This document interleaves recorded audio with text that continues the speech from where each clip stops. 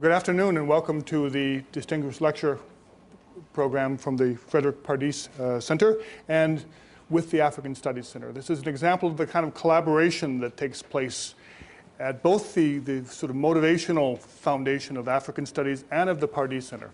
So I want to welcome you here on behalf of both institutions, and also our thanks to the Rockefeller Foundation for its generous support of the project that in fact we're moving forward as part of our workshop this morning, workshop tomorrow morning, and our evening presentation tonight. I thought I'd begin by recognizing we have an audience of people who know Pardis very well, but maybe not African Studies so well, and vice versa. So I wanted to begin with a comment that addresses the question that I often hear from colleagues: what is the Pardis Center? What is the longer range future? So I just wanted to perhaps read what is our new, about to be posted description of what the Pardis Center does. The Pardis Center serves as a catalyst for studying the improvement of the human condition through an increased understanding of complex trends, including uncertainty, in global interactions of politics, economics, technological innovation, and human ecology. And the particular point I think that connects us to our distinguished lecturer today is the fact that the Pardis Center mission recognizes the notions of complexity and uncertainty. When we're talking about development, there are issues about ecology, about economic interventions, externalities, as some of our colleagues from economics would identify them. And I think today is a wonderful example of that. So by way of introducing our speaker, I want to say that he is someone that we chose, invited to be with us, because his work fundamentally links the certain and the uncertain, and that he is what he describes himself as being, which I thought was a wonderful self-description this morning, a public health engineer that implies both the complexities of public health and the certainties of engineering, or the seeming certainties. So I want to talk about William Jobin, who is a colleague of many years of people who have been involved in this project about malaria and connections to agroecological change.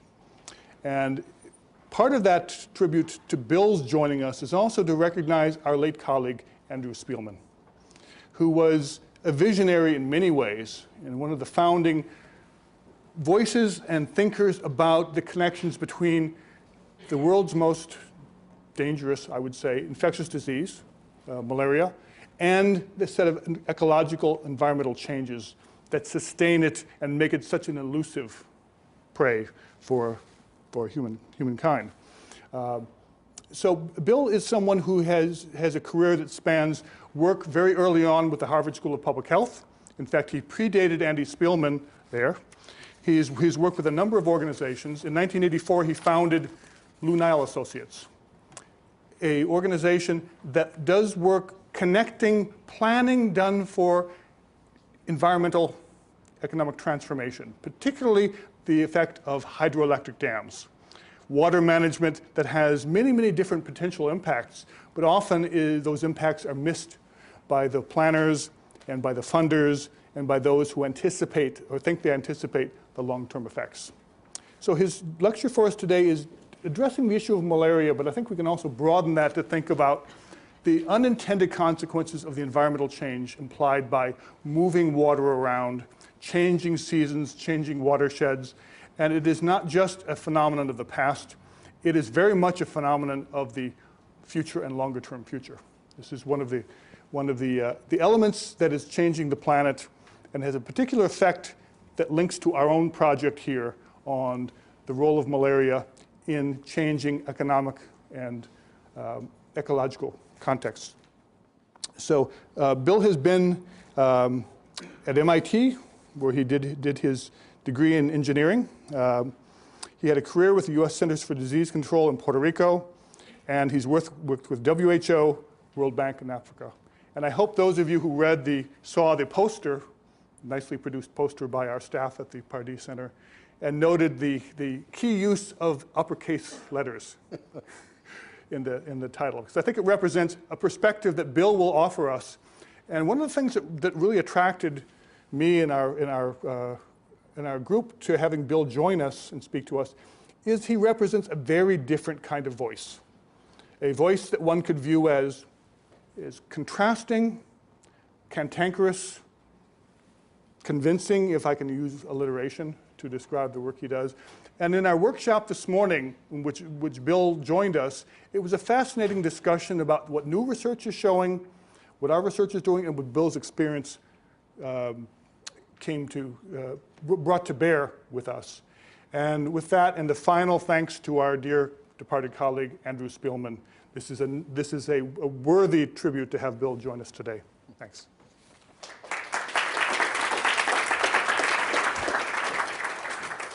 Thank you, Professor McCann. Are the lights going to stabilize, maybe? Yeah, okay. For at least 3 reasons, I'm really pleased to be with you this afternoon, and that you would take the time from your busy schedules to come over here. And what I have learned in the last few years is that we've been joined in the fight against malaria by folks from 2 other disciplines, economists and historians. And they've added immensely to the work, to the understanding of the work that we're doing. I'm also very pleased to be at the Pardee Center for the Study of the Long-Range Future, because my passion in the last 10 or 20 years has been fighting the malaria establishment and trying to get them to think that way. For them, the future is whatever the next funding cycle is. Maybe we got a 3-year grant, we got a 5-year grant. That's the future we think about. And if you take a look at history, we've been in this malaria fight for over 100 years. As soon as somebody discovered it was a mosquito that caused it. So the perspective of the Pardee Center is very welcome.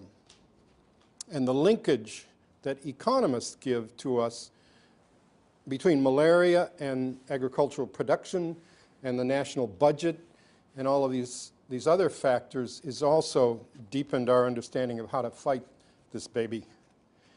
And then the historians, what particularly pleases me about Professor McCann, the historian, is that this guy has learned the names of all those nasty little mosquitoes and the strange things they do. You know, they're not all the same.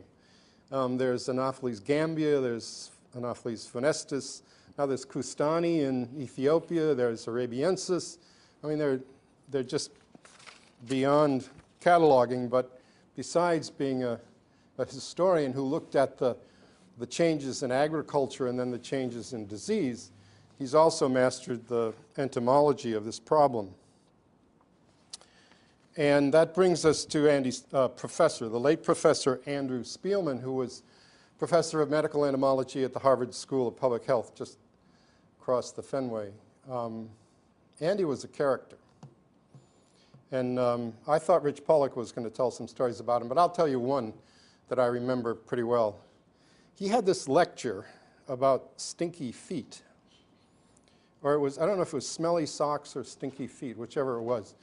But according to the late Professor Spielman, when this female mosquito gets into your room at night and the lights are out, and the room is full of CO2 from all the people breathing, she can't see you, and she can't zero in on the CO2 because there's too much.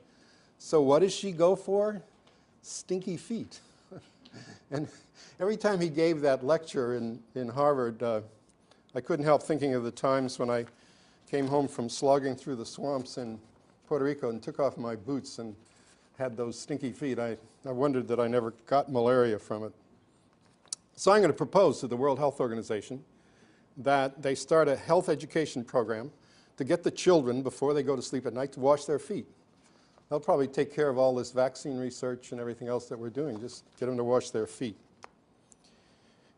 For the economists, 2 weeks ago, no, it was 3 weeks ago, I attended a conference in New York at the World Trade Center. It was called the Forever War Against Malaria, which again gives you the idea of the longer range future. And one of the speakers there was the economist, Professor Jeffrey Sachs from Columbia University. Jeffrey Sachs has made a great contribution to the fight against malaria in a number of ways. One of the things is just his optimism. You know, he's sort of infectious. When he starts talking about we can do it, everybody in the room says, okay, let's do it. And in fact, he was instrumental in establishing the Global Fund, a UN fund for the fight against AIDS, tuberculosis, and malaria in 2002. So he's had a really big and a really good impact on the fight against malaria. But he kind of, he's an economist, not a malariologist, so he kind of adopts the World Health Organization strategy. And I pointed it out to him that this is an unsustainable strategy. It requires that every year you buy more drugs, you buy more nets, and you buy more biocides every year. And these costs are beyond the costs of the average African country. So they have to go to the Global Fund or to the Gates Foundation or whoever to scare up this money to keep their fight going. So especially with malaria, that's a sign you're in trouble. Because as soon as you run out of money, then all of the people who you have been protecting over the past 5 or 10 years and who have lost their immunity to malaria because there's been no mosquitoes biting them, those folks are at real great risk. As soon as your funding stops, you get a rainy year, a lot of mosquitoes, and you start getting the really severe lethal forms of malaria, especially the kind that kills children. So I said, look, if you're going to follow this kind of unsustainable strategy that depends on annual funding from the Global Fund, you've got to have an exit strategy to get out of it. And he says, well, what can we do? So being an engineer, this is very simple. You just drain the swamps, and you fix the housing. You put screens on the doors and windows. You block the holes in the eaves and the ceilings, and you're starting to get permanent control measures to add to the ephemeral measures that WHO and the US are using. But he wouldn't buy that. He said, no. He says he's seen calculations that in Africa the force of infection is too large, and those simple methods just wouldn't work. Well, I wasn't able to continue that argument, but I'm going to get back to him because I think that's an important thing, to have an exit strategy. Especially if you recall that right after Thanksgiving, I think it was the 28th of November, the Global Fund announced that it didn't have any money anymore this year for malaria control. So everybody who's been hanging on that is now left without funds. Okay, that's my introduction. I think I covered. Oh, I wanted to say how glad I am that there are some engineers here too, to make me feel at home. We have historians, Jim Webb from Colby College. We have Dr. Fatih El-Tahir from MIT and his 3 graduate students. And I suppose a lot of you folks are also from other disciplines. I really appreciate that. Okay, I'm going to ask you for help. I'd like you to do 2 things at once. One is listen to my evidence for the problems that we're having with the World Health Organization and their malaria control efforts. But at the same time as you're listening to me, I'd like you to start going on the other side of your brain and think about how are we going to organize the control of malaria in the future if WHO dissolves. And this strange title, which we gave to this talk, it's Who Controls the Future of Malaria? And that was capital WHO, but it didn't mean the World Health Organization. It's a question. Who is going to control the future of malaria? Because it will not be the World Health Organization, I assure you. But rather, taking a page from Robert F. Kennedy, rather than curse the darkness, first I want to light a little candle. WHO and the Rollback Malaria Program and the US part of that, the Presidential Malaria Initiative, have done some really good things. One is that when they started the Rollback Malaria Program, they did not skip over West Africa because it was too hard to deal with. That was a mistake made in the 1950s when WHO started the first global eradication program. They said, yeah, it's going to be a global eradication program, But we don't know how we're going to deal with West Africa, so we'll leave that out. And that is the worst part of Africa for malaria transmission. But to their credit, rollback malaria and the US PMI, we call it Presidential Malaria Initiative, are equally involved all over Africa. The other thing they've done is kind of unusual. They, in, let's see, Nigeria and Mozambique, especially PMI, they know that the reach of the government is very limited. There are a lot of towns out in the boondocks that don't have a health center. And there are a lot of counties and provinces that don't have a hospital. So they've started what they call an interfaith effort against malaria. And in Nigeria, in the northwest, I think it's around Kaduna and Katsina, Muslims and Christians have put malaria control into their sermons, and one of the things they've asked for is increased bed net distribution and explain to people why you should use that bed net to sleep under. And the same thing has happened in Mozambique, and it's Hindus, Muslims, and Christians. And I think that, and so they've got a incredible coverage in those small villages, because there's a little church or mosque or temple in almost every one of those villages, whereas the Ministry of Health does not have that kind of outreach. Okay, that was the two candles, I guess. So now I want to give you the evidence of what is happening with WHO and what the problem is. I'm going to tell you a couple stories. My first assignment with the World Health Organization was in 1963. Do the calculations. Some of you hadn't been born by then. So they called me to Geneva and they said, come to the Palais and meet with the team, and then you're going to fly down to southern Africa for 2 months to assist the government in their malaria and control and other disease problems that are being caused by the new dams and irrigation systems. Okay, there were 6 of us. We were headed up by Louis Oliver, who was head of parasitic diseases at NIH in Washington. Don McMullen was head of Walter Reed Army Institute. We had 2 permanent staff members from WHO, and then they brought on 2 engineers from CDC, myself and a colleague. So they flew us down. At that time, it was called Southern Rhodesia. Now it's known as Zimbabwe. We stayed right in the capital city in a really nice hotel next to the government laboratories. We had field and urban laboratory facilities, a large staff to assist us. We could go out and test anybody, school children, anyone. We had mobile laboratories that we took out into the irrigation systems, and we could hunt snails and mosquitoes and whatever. They flew me up to Kariba Dam on the Zambezi.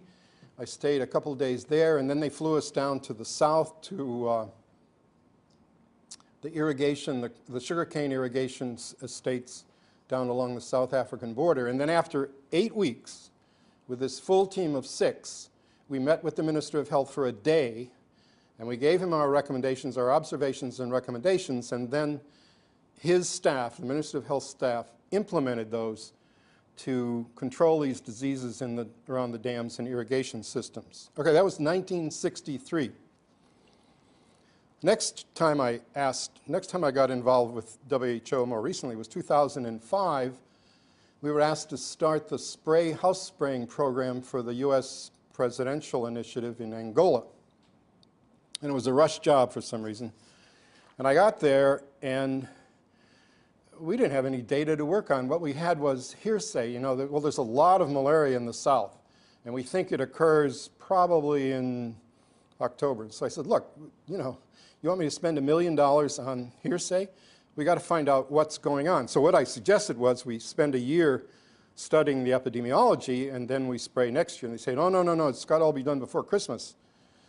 Well, okay, so I appealed to WHO. I said, same kind of thing. Look, can you send somebody, some people to help us, somebody who knows Southern Africa, who knows malaria, and give us advice on how to approach this? Okay, this was what, '63 to 2005, 40 years later, they sent one fellow, a very nice retired gentleman, but he spent the first 3 days trying to find a hotel he could afford because the WHO housing allowance is so small that most of the hotels were beyond his reach. So he got a hotel. I said, okay, let's go down to the south. We're going to fly down there on Wednesday. He said, oh, sorry, WHO doesn't have travel allowances anymore for consultants. I can't fly with you. And I couldn't take him because we were on a US government grant and he was a non-US citizen. So, okay, I tried to get him set up in the capital city with the local entomologist, but this fellow didn't speak Portuguese, and I wasn't going to stay there and translate for him. So I don't know what he did for a couple days. We came back and we said, okay, now let's go to the Minister of Health and we'll make a report. And the Minister of Health says, well, it has to be in Portuguese. I don't understand English. So it was less than successful. And so I want you to think of that's what's happened to WHO in 40 years. From this full team of 6 people for 8 weeks to one gentleman who didn't even have a travel allowance.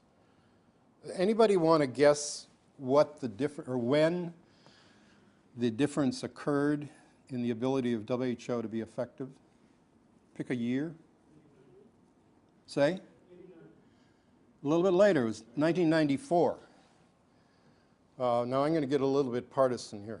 It was the Republican Revolution. And the first thing they did when they got to Washington was cancel the UN payment of the United States, cancel our annual payment to the UN in order to force the UN to shape up or something. And when we cut ours, the Russians cut theirs. And a few other countries followed suit. And I think we resisted paying our annual dues to the UN for 2 years.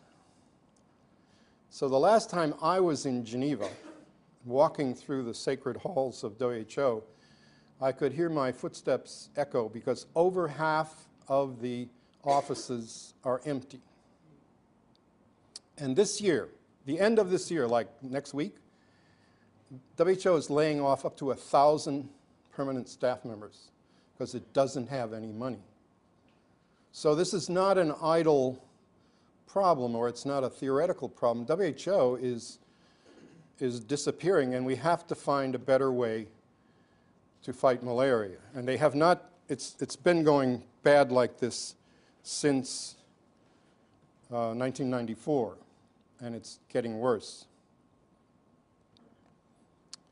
I want to go back to my first job with WHO. I told you I went to the Palais to get my orders. It's a very beautiful building, international style, right on the shores of Lake Geneva, right on the western shore. Initially, the Palais des Nations was the home of the League of Nations, set up after World War I, so that the nations could get together and talk and avoid another world war. So then along came our friend Benito Mussolini from Italy. There's a point in bringing him in. He was a fascist, and one of the things he did in order to raise the prestige of Italy was he wanted more African colonies, so he invaded Ethiopia. When he did that, the Emperor Haile Selassie of Ethiopia went to the Palais, to Geneva, and said, look, this guy's got airplanes and armored vehicles. He's attacking my army who are on camels with spears. It's a massacre. The League has to stop this. And it didn't. And that was the end of the League of Nations. So I want you to think also about what is the UN been doing lately in terms of protecting defenseless countries or people against aggression by others or against attacks by the dictators that run their country. And I think what we're seeing is a repeat of the fiasco with the League of Nations. It was NATO who went after Gaddafi, and it was NATO who's gotten military alliances that have been involved in all of these world trouble spots. No longer the United Nations, even though they have agencies like WHO who are supposed to act as well as talk. So it isn't it isn't pie in the sky or whatever the opposite of that is to think that the UN is in bad trouble and that WHO is in really worse trouble. So we do need a way to at least supplement WHO, if not replace it completely. Okay, what is missing in the technical program of WHO on malaria control? One, they essentially have no evaluation of what they're doing. And this shows up in almost hilarious ways about when they set a goal. When they started RBM, I think it was 1989, they said, okay, by 2010, we're going to cut the amount of malaria in the world in half. And everybody said, oh, wonderful, we'll give you all kinds of money, go ahead. Well, they didn't know how much malaria there was that year, and they have not measured it since. And when 2010 came along, they didn't know how much malaria there was, so they couldn't evaluate their goals. So what they did instead was set a new goal. They said, okay, by 2015, we will reduce the number of deaths from malaria in Africa to 0. And then Rob Newman, who's their new epidemiologist, he said, well, you know, we ought to say almost 0. Well, again, they're not measuring it. They don't have a way of measuring it. So they're issuing public relations announcements, and they're not evaluating what they're doing. The second is the only methods they use are drugs, bed nets, and biocides. Those have to be purchased every year, and they do not last. What they have to add to that is the permanent methods that, for instance, drain a swamp. I'm an engineer, I drain swamps. Improve housing with screens. Switch from a high mosquito-producing crop like triple crop rice to one like sesame or bananas or something else that doesn't involve so much water and so many mosquitoes. Also, they had very little national support. They were giving money, for instance, the government of Angola. They were giving money for malaria control to Angola, and Angola wasn't giving a dime, despite the fact that Angola had just had, if I remember the numbers right, $8 billion in new revenue from their oil fields in the previous 6 years. None of that showed up actually in the government's budget, and none of it showed up in the malaria control program. So for the donors who were supporting WHO, there was no exit strategy. And the exit strategy for me would be these permanent measures such as larviciding, where you spray bacteria in the pools in the ground that are producing mosquitoes, or you get community action to go out there and clean those swampy areas out and drain them, or in the average small village, you put in street drains, you carry off the water quickly after rain falls, and for improved agricultural selection of improved crops, healthier crops. So these are the things we could add in terms of technical improvements. There are ways of designing dams and operating dams so that they don't produce mosquitoes or black flies or snails or any of these other little critters that are causing all the trouble. There's a lot of expansion, urban expansion all over Africa. And it would be smart to design that urban expansion so that you have houses that are safe and you have drainage so you don't have mosquitoes in the backyard.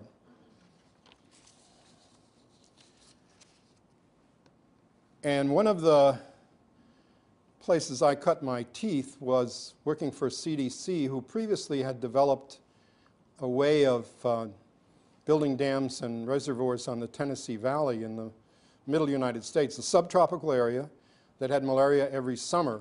And CDC got together biologists and engineers and medical people and other public health people, and they said, let's design these dams so that they don't produce mosquitoes, because the focus of malaria every summer in that part of the US was always around these reservoirs. They also went into improved irrigation and drainage and crop selection. Let's take a quick look at some of these things I've mentioned. See that? It's WHO. That's a question. That's not World Health Organization. This is it's a hydrograph that was developed by the Tennessee Valley Authority. Well, it's developed by CDC and given to the engineers who were running the dams on the Tennessee Valley Authority. This was after the Great Depression, so it was about 1938. And the important characteristic of this hydrograph for mosquito control, as you see in the winter, the dam is filling, and in early April, you shut the outlet gates and you run the water level up to its maximum, to the full supply level. You peak it, then you drop it down in the springtime and you hold the reservoir steady during the spring. That prevents, okay, first the surcharge. That takes all the debris and all the floating vegetation, everything that's been collected during the winter and early spring, and throws it up on the far shoreline and strands it. So now you have a clean reservoir and not many places for mosquitoes to breed. They like to get in protected areas behind vegetation and debris. Then they pull it down as soon as the spring vegetation grows, hold it steady so that the weeds do not encroach into the reservoir. They're held back by the steady water level. Then as soon as mosquitoes start producing about May, they start jiggling the water level up and down. And that does two things. It strands the mosquito larvae up on the banks, or when it comes down, it flushes them out into the open where the fish can pick them off. And because of the inflow and outflow requirements for these reservoirs, you could hold that steady during the early part of the spring. But by July, and incidentally, this was also the time, because of higher temperatures, when the mosquito production went way up, they could not only jiggle the reservoir level, they could pull the reservoir level down, which gave them some additional impact on the mosquitoes. Then by October, when it was starting to get cold, the mosquitoes were no longer breeding. They stopped that, and they just let the reservoir empty out by itself. This is the engineering hydrograph, which you'll find in a book on TVA, which I gave the reference in the handout. You can get it. It's a rare book. You can get it at the Countway Library over in Huntington Avenue at the Harvard School of Public Health. Just to give you some idea of the costs that we're dealing with, this is the annual cost of indoor spraying from the 15 countries that the U.S. Presidential Malaria Initiative is dealing with now. It ranged from the very large program in Ethiopia. It cost about $12 to spray a house once a year. And in Mali, where they had a smaller effort, it cost about $30. Then the far column, the cost per person, was about $2 per person protected in Ethiopia, $7 in Mali, and the mean was $4. Now this is spraying the indoor of the house. You go up and you spray the top meter or so of the wall and maybe the eaves and a little bit of the ceiling. You go around the entire house once a year usually, if you get them before the transmission season. And with the right kind of biocide, that gives you protection for the year. There's another way to go at the mosquitoes called larviciding. It's used all over the United States for pest mosquitoes and around here to go after the mosquitoes that spread encephalitis and West Nile virus and whatever. And you spray or spread it's a bacillus, thuringiensis, I think, into the water, and that bacillus attacks the mosquito larvae. That way, you're only going after the water bodies. You're not going to every house in the community. And those prices are on the low end compared to the others. Now, I've advocated for a long time permanent screening of the houses. And one of the reasons is that when we lived in Sudan, my family and I lived there for 5 years. After I got there for a year and saw what the malaria situation was, we screened in the house and stopped using chloroquine as a prophylactic. And we stayed there for 4 more years, and we didn't lose anybody to malaria. All of the physicians who came through said, "Jobin, I'll be at your funeral, and I'll tell you, you should have been taking that chloroquine." Well, I was going to wait for some of these newer drugs that are what do you call it? These newer recreational drugs that they issue for malaria prophylaxis. They give you Technicolor dreams. Anyway, I prefer screens. And if you start thinking about costs, let's take Mali, $30 per house per year for protection using indoor spray. 10 years, you got $300. You could put some screens in the house for $300. It could be done by a local carpenter or maybe the homeowner itself, and it would increase the value of the house, either for resale or for general purposes. So the Navy admiral, retired Navy admiral who runs the US malaria program, says, oh, it's too expensive. But I think the figures show that that's a very good possibility. These are the costs of the current WHO methods, what we call the ephemeral or unsustainable measures. Middle column is the $7 per bed net distributed. Drugs about $2 if you're treating pregnant women who are priority folks. $4 just to test somebody if they have malaria, and if you have to go through the whole testing and treatment routine, it can be up to $30. Okay, the bed nets distributed, that's an interesting term because what you're really interested in are the bed nets that people sleep under, which is very different. The general finding recently is that only about a third of the bed nets out are used by people for malaria controls. So again, you're talking about $21 per person protected. And again, you're getting up near the cost of permanent screens. And I'll tell you, if you've ever slept under a bed net in the tropics, like somebody mentioned this morning, the tendency you want to do is go outside on the lawn and sleep out there where it's not so hot. And that's what people do. The PMI countries, they've got to start scaling back. I have a feeling in Washington the budget didn't come out very well this week. And surely foreign aid got axed. And that's what PMI gets its money from. So I have my own solution. How do you deal with this? You take the countries that are the most democratic and most stable. You work with them. But the countries that are run by these kleptomaniac dictators, you tell them, look, if you want malaria control in your country, we'll do matching funds. If you don't do matching funds, then forget it. We'll concentrate our funds where they'll be stable, go into a stable country with a good program that will endure. So our investment is maximized by going to stable and durable projects. Here's Mussolini again. Oh, Mussolini started out in malaria control. He came into power as a provincial representative about 1932 with a fascist program, but it was a populist program at that time. First thing he did was he wanted to do something for the campesinos. No, in Italian it's paisanos. Something for the poor people in the rural areas so that they could make a living. He picked the Pontine Marshes. They're just to the southwest of Rome, out along the Mediterranean. You got a bunch of guys with shovels. They put a dike between the Mediterranean and the marsh. Then they went out in the marshes and they dug ditches. See them? Simple shovel work digging ditches to a point right next to that dike. And then they put in a big drainage pump, pumped the water over into the Mediterranean, dried out the swamp.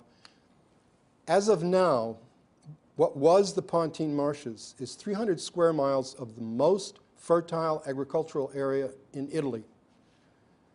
They grow sugar beets, cereals, including wheat, and they have citrus crops, and they graze livestock. That's, drain a swamp. It was pretty effective. So after that, Mussolini kind of went off the rails.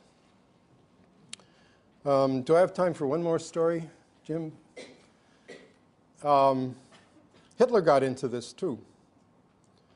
It's strange how these fascists get involved in malaria control. When the US Army came up through the Mediterranean and invaded Italy from the south, Mussolini very quickly saw the writing on the wall and he switched sides from being part of the Axis powers with Adolf Hitler to the Allied powers with the US and France and England. As soon as he did that, Hitler had to start withdrawing the the Wehrmacht out of Italy and take them up into Germany, and Hitler did not like it. So on his way out, they went to those drainage pumps and they reversed them. And they pumped the water back into the Pontine marshes in order to ruin them. And it took them until something like 1948 before they could reclaim those marshes again. And then finally in 1960, I believe it was, Italy was able to say they had eliminated malaria from their national territory. So out of this, I developed a rule for fighting malaria in Africa. I think it's the third rule. If you're fighting malaria anywhere, just remember that the dictators are as bad as the mosquitoes. May we have the lights? Or is that, has to be sent by telegram to the guy next door? Okay, so now it's your turn. Oh, I just wanted to go over one more time this hydrograph, because this is a hydrograph for an American river and American mosquitoes and American malaria, which are quite different from African. And in Africa, there are several kinds. So the challenge I give to you folks who are entomologists or biologists is come up with a similar one for Africa that will deal with the Anopheles gambia or phonestis or whatever transmits malaria in Africa, and tell us when and where we should do these jiggling exercises with the dams and reservoirs. You take this little hydrograph to the engineer or the hydrologist who's operating the gates on the dam. He'd love to have this, but we need an African one. This is for the American mosquitoes. So I challenge you folks, if you want to come up with a similar hydrograph for Africa. Okay, so now that you've had a chance to figure this all out, who has some suggestions about what we can do in terms of an agency, or what we can do in terms of an international group who can supplement the effort that WHO is carrying out in the United States to control malaria, because we need it. It's not just a theoretical question. WHO is going down the tubes. They're laying off this month, in fact, the end of the year, they said, they're laying off 1,000 permanent staff members from WHO in Geneva.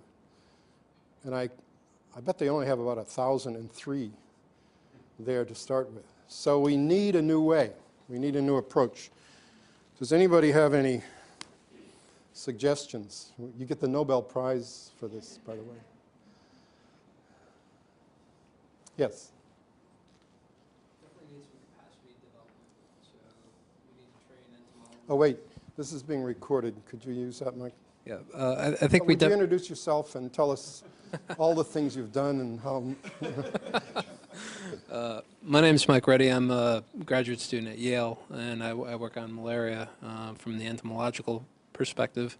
Oh, is that better? I think actually that's recording for the video. You just have to speak loud. Okay. Well, and I work in Equatorial Guinea, which is unfortunately a bastion of dictatorships and lots of mosquitoes and a hell of a lot of malaria.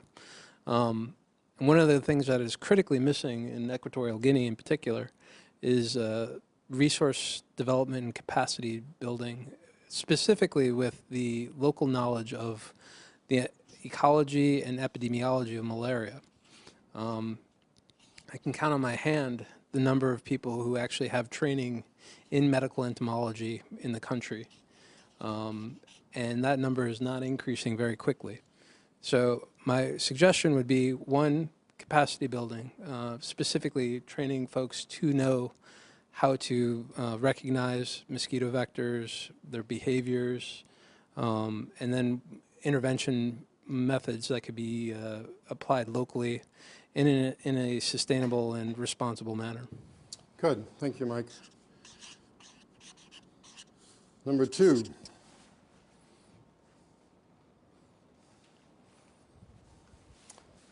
Professor McCann? Thanks. I think one of the things that we've seen missing over the years is any connections between the various agencies who work in these complex ecologies. The Ministry of Agriculture, who decides on what crops, what techniques they're going to be training, they're going to be funding, do not speak to the Ministry of Health. When we've had meetings, they introduce themselves to one another, says, nice to meet you, we've never met before.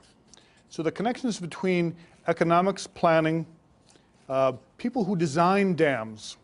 I think that TVA is a great and is an amazing example of what we missed when we think about what the TVA did for the US. We don't think about malaria control. So it has to be built-in connections, communications between the key ministries, and those don't take place. They have no mechanisms for really interacting around problem solving, in this case being health. Number 3? Yes. Hello, my name is Priska Castañer. I'm an economist. Economist. Thanks heaven. Yeah, sure. I think that the basic step to take here would be to reform the UN and especially the veto that some countries have in it. So. I'm not sure I understand.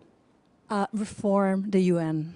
For the UN? The way the UN works, and therefore, you know, the health So you're talking about organization. reforming the UN? Reforming the UN would be a good idea. Or supporting it, maybe? Exactly, but also taking into account that some countries have the right to veto, which makes the UN pretty much useless right now. Okay, so we've got an entomologist, a historian, and an economist. How about an engineer? Or anyone? Yes, well. My name is Derek Moina, and I'm a theologian. We are also concerned about malaria. You're a what? A theologian. Theologian? Yes. Alhamdulillah. I think one of the things that we can think about are technologies, like personal technologies, like things that people can use outdoors. Because one of the problems is that you have people like, say, who work on the rivers at night, and they get bitten by mosquitoes. In Africa, people don't necessarily get inside their homes, say, at 5 p.m. So that's part of the problem. So if we can create stuff that people can use outdoors, I think that would be helpful. That's really very good. You know, one of the things I think it was Mike has noticed in Equatorial Guinea is that they spray inside the house, and so the mosquitoes go and rest on the outside of the house. And the people don't, it's too hot, so the people go outside of the house, and there's the mosquito and the people outside. And we just had this spraying program in the inside of the house, so we do need something to protect folks on the outside. Rich, did you have a comment? Just waiting for the microphone. There we go. Actually, I'm not adding to your list yet. I'm going to add to the complexity of the challenge. That is, you used the word in your talk that was appropriate for the time period, many decades ago, reclamation, the reclaiming of land. In today's parlance, though, here in the U.S., that's a dirty word. Oh yeah, you can't drain swamps. Right. That's why I work in Africa. I submit that this is going to be a problem overseas as well. So that's something that it's not as easy to. Yes, we can come up with a scheme, perhaps to match the TVAs, but implementing it is going to be much more difficult. So along those lines, even here in the U.S., I serve as one of the commissioners of one of the county mosquito control projects to offer advice. And it would make life so much easier, and it would cost less money to the taxpayers, perhaps, if new engineering feats, when they went for approval, had an engineer who knew something about public health entomology, or just public health entomologists to look at it and say, this is going to create a nightmare. All you need to do is change this slightly. So there's an opportunity for Africa as well. It's again, well, number two, this connection that you've written. But you're also saying environmental impact reviews, environmental and health impact reviews. Is that right? not necessarily the solution, but it's something that is required at this point. Okay, any more? Professor Tahir? Few things that I would add to the list. The first thing we know is that for any program to really address the malaria challenge, it has to be sustained. It can't be for a short period and then relapses. And to have it be sustained, you need to have the local institutional aspect. So eventually, the malaria problem in Africa will have to be will be solved by strong African institutions. And so any effort that would lead towards that would be helpful. An institution that you could think about it at the national level, but also maybe at the local village scale, through education of the locals on how they could address the problem at the local scale. Thank you. Excuse me, we have to do a quick mic switch now.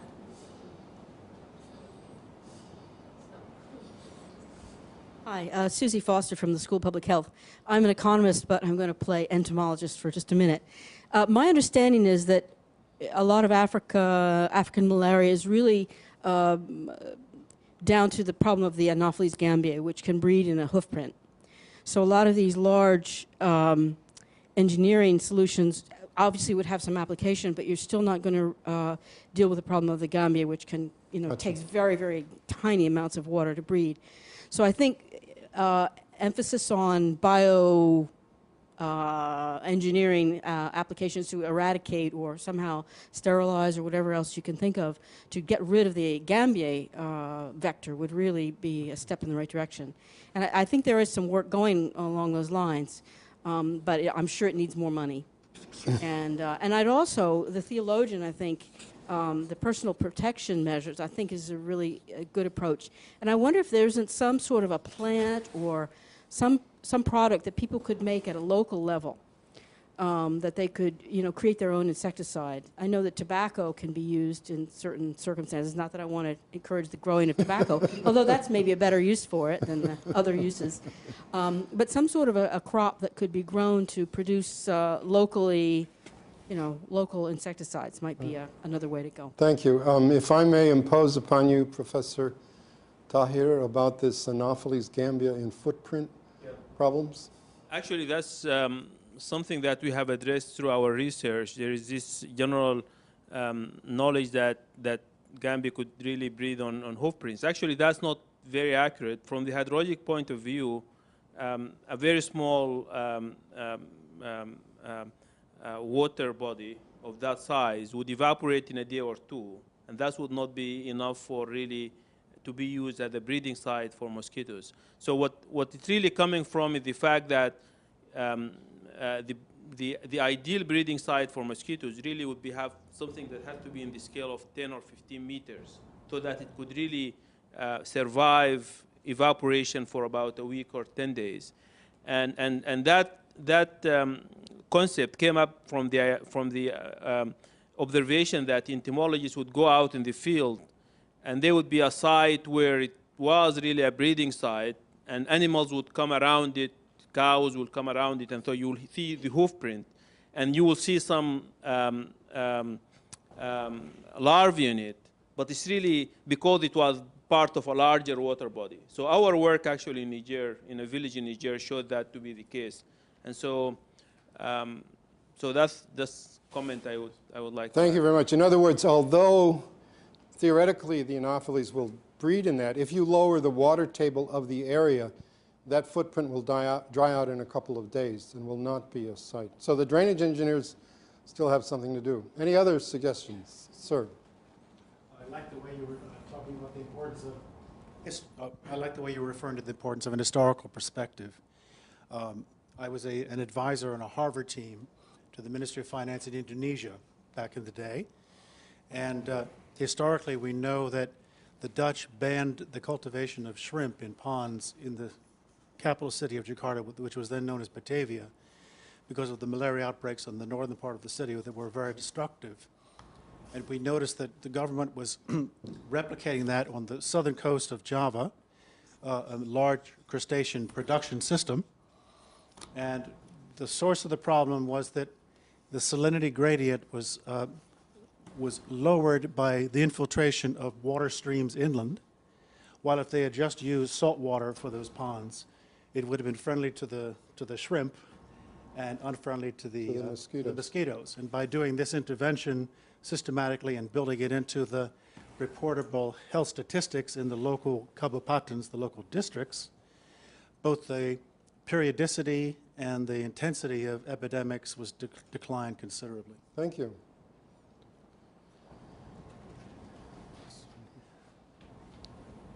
Jonathan Simon from the School of Public Health. I think the key thing is actually to use evidence very carefully and critically. To compare the capital costs of the Tennessee Valley Authority reconfiguration of the southern landscape of the United States to the malaria control efforts and the money we have now is meaningless. To be wrong that PMI is contracting, PMI is expanding. They just added Nigeria and Congo. The number of staff at WHO is immaterial. It's a technical normative agency. It's not a control agency. Control is done by national governments. And in fact, the Global Fund has supported national governments quite generously the last 6 or 7 years. And therefore, we do see a reduction in under 5 mortality due to malaria. Whether the Global Fund will continue to have money, factually accurate, the 2014 round 11 was canceled. The ongoing grants don't actually get impacted until 2014. So one thing I would be very careful about is the data that's presented and how we use that to reach determinations on what we think a very complex story is. Thank you. Ma'am. Hi, I'm a freshman here at VU. Going off on the personal protection and the education, I think just greater awareness of what malaria actually does to people in Africa and educating them about how they can get treated and how they can get confidentially tested and stuff like that. And then if they could get confidentially tested through like an online system or something, then those numbers could be anonymously sent to government agencies and organizations like the World Health so that they could have numbers in order to better evaluate what they need to do to correct the problem. Because you said in your lecture that you don't really know where the numbers are and where they're going, so it's kind of hard to evaluate what direction you need to go in if there's nothing to start with. Very good. I'm still looking for a new agency besides the health folks or besides the U.S. foreign aid. Pardon? I think there are too many agencies and none of them have... Okay, but they're not working. A new agency? Yes. Sorry, I confiscated already the microphone. So I guess it's not going to be in the spirit with the agency because I'm more thinking of, because of this entomology and epidemiology and the localness of, malaria transmission and the eradication efforts, I was more thinking day-to-day activities and with that comes ownership. And we talked about, inter-minister connection, but I would like to see those connections going down to the operational level, and monitoring of performance of, an integrated program is a task, and one of, that also includes, different engineering methods, actually try to understand which interventions are contributing or working as planned and what's going on the ground.